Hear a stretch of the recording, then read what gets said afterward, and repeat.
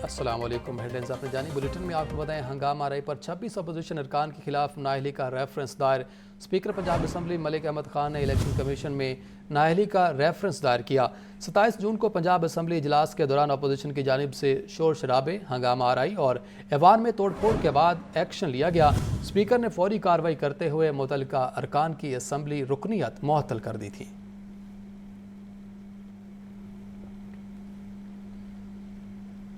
Speaker Punjab assembly Malik Ahmad Khan का कहना है, पंजाब असम्बली के 26 अरकान के खिलाफ रेफरेंस दायर कर चुके।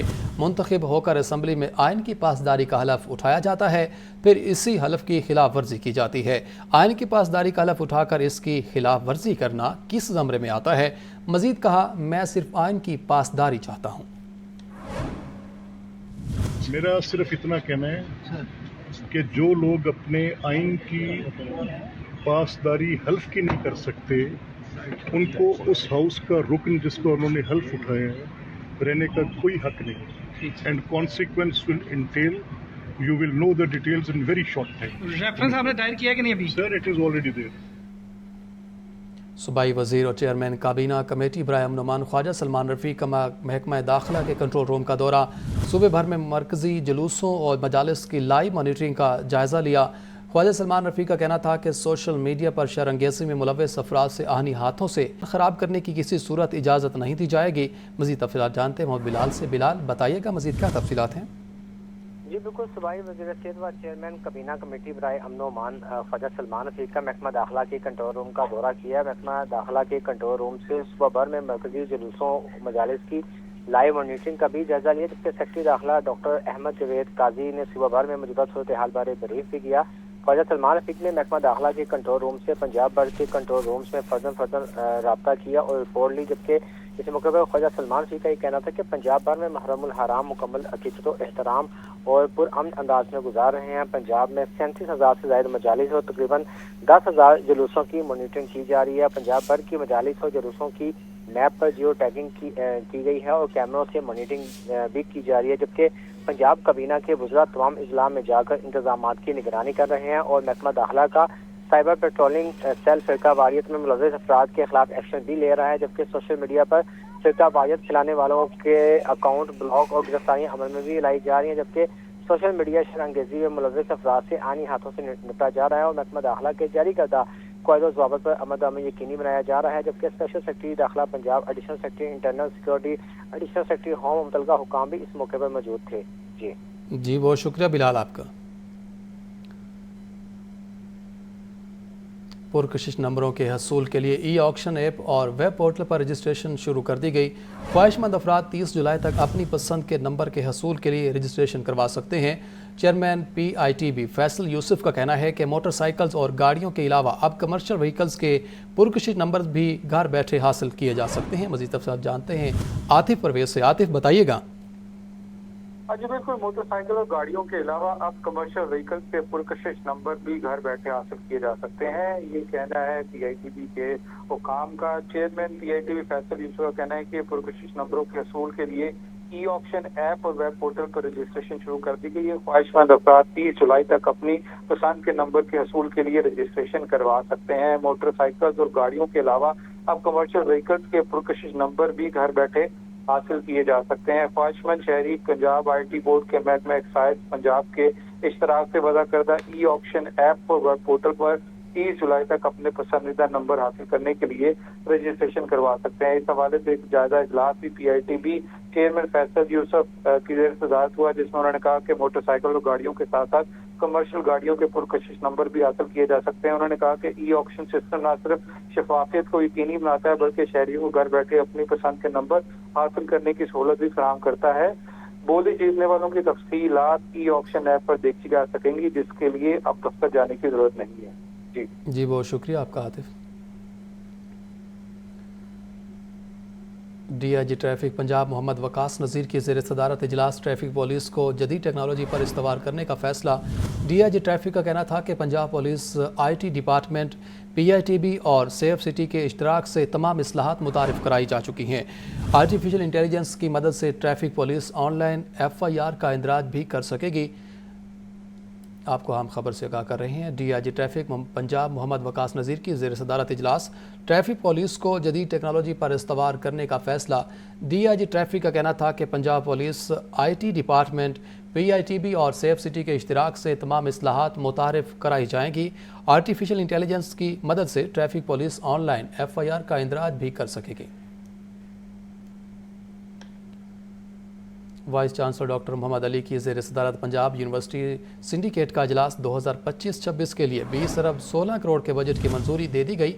ریسرچ گرانٹ 229 ملین سے بڑھا کر 297 ملین روپے کر دی گئی ہے، جبکہ طلبہ کے لیے اسکالرشپس 380 ملین سے بڑھا کر 406 ملین روپے کی گئی ہے۔ مزید تفصیلات جانتے ہیں عاطف پرویز سے۔ عاطف بتائیے گا مزید کیا تفصیلات ہیں؟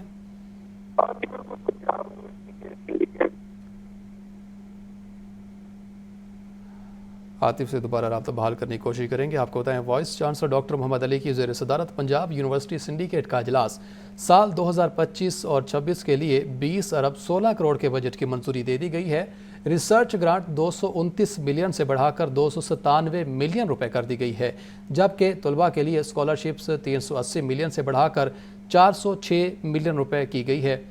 آپ کو عام خبر سے آگاہ کر رہے ہیں۔ Voice chancellor doctor Muhammad Ali کی زیر صدارت پنجاب یونیورسٹی سنڈیکیٹ کا اجلاس سال 2025 اور 26 کے لیے 20 ارب 16 کروڑ روپے کے بجٹ کی منظوری دے دی گئی ہے۔ ریسرچ گرانٹ 229 ملین سے بڑھا کر 297 ملین کر دی گئی ہے۔ مزید تفصیلات جانتے ہیں عاطف پرویز سے۔ عاطف بتائیے گا مزید کیا تفصیلات ہیں اس حوالے سے؟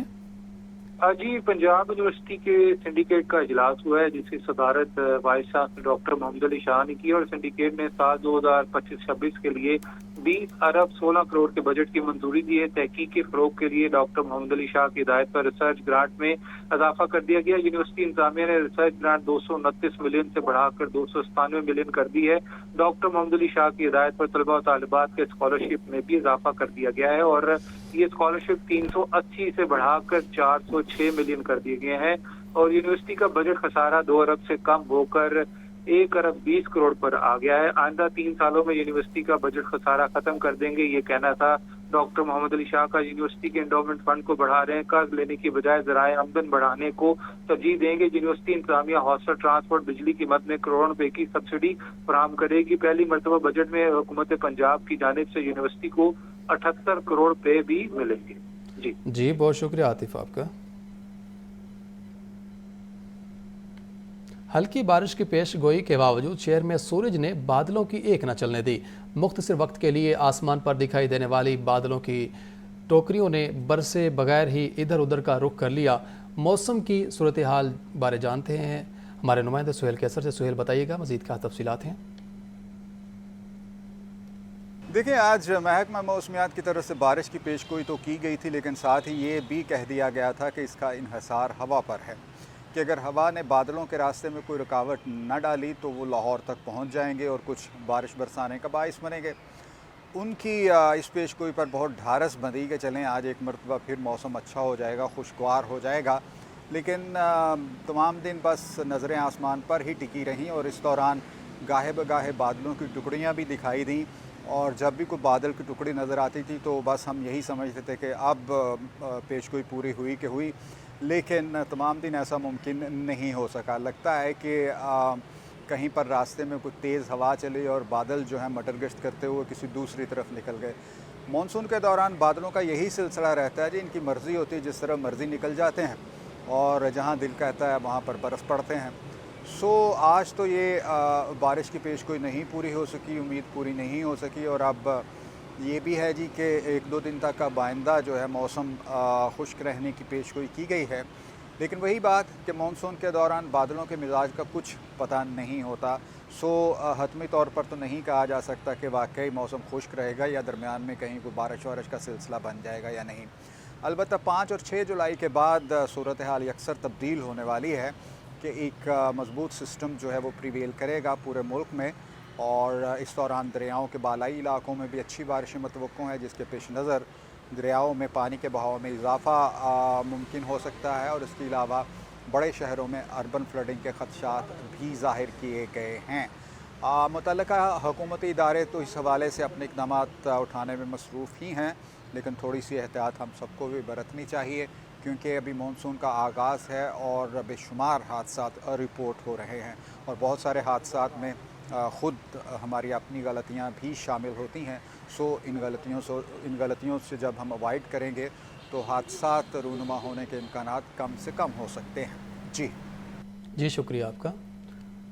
پنجاب میں بلدیاتی انتخابات کا معاملہ مجوزہ بلدیاتی قانون کے لیے بڑی تبدیلیوں کو حتمی شکل دینے کی تیاری شروع کر دی گئی ہے.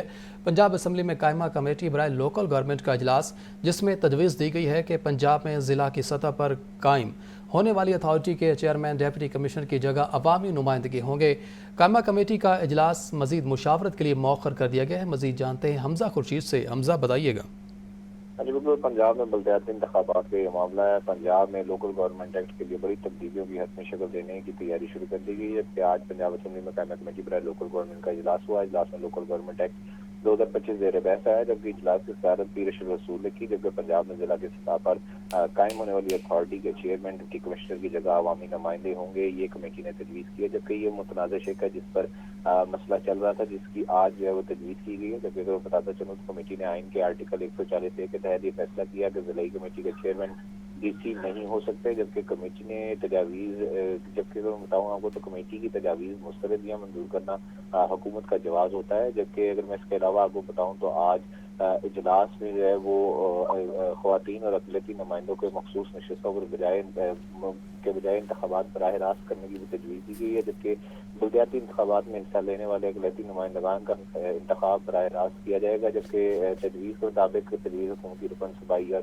اسمبلی کمیٹی کے چیئرمین برائے اقلیتی امور فیلبوس کرسٹوفر نے پیش کی. جبکہ اقلیتی نمائندوں کی براہ راست انتخاب سے عوامی مسائل کا فوری حل کرنے کے ساتھ ساتھ حقیقی قیادت سامنے آئے گی، یہ تجویز دی گئی. جبکہ بلدیات کی قائمہ کمیٹی کے اجلاس میں تجویز کثرت رائے سے منظور کر لی گئی. جبکہ اقلیتی نمائندگان کے براہ راست انتخاب کے لیے صوبائی اسمبلی میں پہلے ہی اتفاقی رائے موجود ہے، یہ کہنا تھا اس موقع پر فیلبوس کرسٹوفر کا. جبکہ اجلاس جو ہے وہ مزید مشاورت کے لیے ملتوی کر دیا گیا ہے. جی بہت شکریہ حمزہ آپ کا. منیلا ایشین گیمز میں پاکستان کی طرف سے 1954 میں پہلا گولڈ میڈل حاصل کرنے والے بابا دین محمد انتقال کر گئے. ترجمان سپورٹ پنجاب کا کہنا ہے کہ بابا دین محمد نے 1954 میں ریسلنگ کے مقابلوں میں پاکستان کے لیے پہلا گولڈ میڈل اپنے نام کیا تھا. بابا دین محمد 100 سال کی عمر میں خالق حقیقی سے جا ملے. مزید جانتے ہیں محمد اسامہ سے. اسامہ بتائیے گا. بالکل، منیلا ایشین گیمز میں پاکستان کی طرف سے 1954 میں پہلا گولڈ میڈل حاصل کرنے والے بابا دین محمد انتقال کر گئے. ترجمان اسپورٹ بورڈ کا کہنا ہے کہ بابا دین محمد نے 1954 میں ریسلنگ کے مقابلوں میں پاکستان کے لیے پہلا گولڈ میڈل اپنے نام کیا تھا. بابا دین محمد طویل علالت کے بعد خالق حقیقی سے جا ملی ہیں.